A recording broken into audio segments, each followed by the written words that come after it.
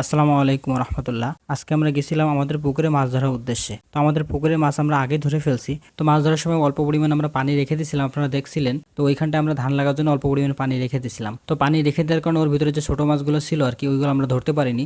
তো পরবর্তীতে আমাদের পুকুরে দুই পাশে আর কি ছোট করে দুইটা গর্ত করে রাখছিলাম, যাতে মাছগুলো ওই গর্তের ভিতরে এসে জমা হয়, পরবর্তীতে আমরা ধরতে পারি। আর যেহেতু আমরা পুকুরের ভিতরে ধান লাগাই ফেলছি, ধানের ভিতর থেকে আমাদের মাছ ধরা সম্ভব হবে না। তো যার কারণে দুই সাইডে আমরা গর্ত করে রাখছিলাম, যাতে মাছ ধরতে আমাদের সুবিধা হয়। যেহেতু এখনো প্রচুর পরিমাণে মাছ এখনো থেকে গেছে, কারণ আমরা ছোট মাছ একেবারেই ধরিনি, আমরা উপর থেকে বড় মাছগুলো ধরছিলাম। তো আজকে আমাদের খামারের সকল কাজ শেষ করে আমরা 12টার দিকে গেছিলাম মাছ ধরার উদ্দেশ্যে। তো আজকে আমি একাই গেছিলাম।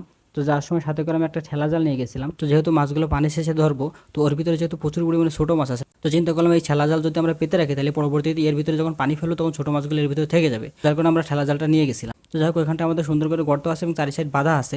তো মাঝখানটা আমরা একটু করে ফাঁকা করে রাখছিলাম, যাতে মাছগুলো ফাঁকাতে ঢুকতে পারে। তো যাই হোক, যাওয়ার পরপর দেখি মাছ এখানে দৌড়াদৌড়ি করতেছিল।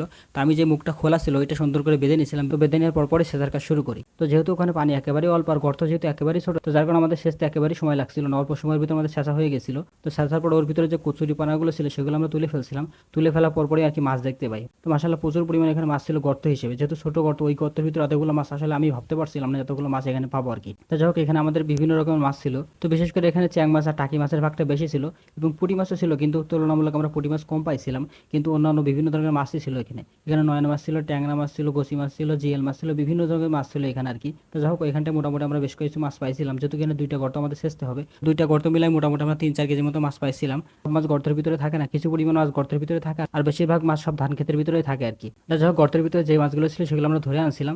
ইনশাল্লাহ পরবর্তীতে আবার ধরতে আসবে, যেহেতু একবারে আমাদের মাছগুলো ধরা সম্ভব হবে না, আমরা পর্যায়ক্রমে ধরার চেষ্টা করবো। তো মাশাআল্লাহ মাছগুলো ধরে আমরা বাসায় আসি, আসার পরে মাছগুলো আমরা সুন্দরভাবে ধুয়ে নিই। বিশেষ করে চ্যাং মাছ এবং টাকি মাছ যেগুলো ছিল এগুলো আমরা জিয়ে রাখবো, পরবর্তীতে এগুলো আমরা আস্তে আস্তে খাবো আর কি। তো এইভাবে আজকের মতো মাছ ধরার কাজটা শেষ করি। তো পরবর্তীতে যেদিন মাছ ধরতে যাবো সেদিন আপনাদের দেখানোর চেষ্টা করবো ইনশাল্লাহ। তো সে পর্যন্ত সকালে ভালো থাকবেন, সুস্থ থাকবেন। আসসালামু আলাইকুম।